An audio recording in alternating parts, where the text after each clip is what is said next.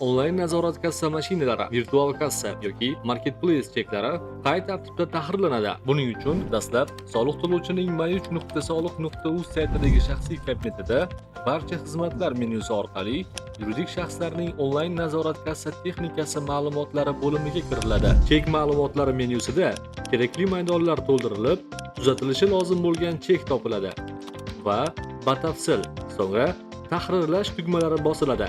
Tahrirlash jarayonida chekdagi mahsulot yoki xizmat summasi, miqdori, HKS summasi, chegirma summasi, MXIQ kodi va o'lchov birligi, shuningdek, komitent stirini o'zgartirish mumkin. Barcha o'zgartirishlar kiritilgandan so'ng faqat bitta fayl tadbirkorlik subyektining holat yuzasidan batafsil tushuntirishi bayon etilgan rasmiy xati ilova qilinishi lozim. So'nggi bosqichda rasmda ko'rsatilgan raqamlar kiritilib, saqlash tugmasi bosiladi.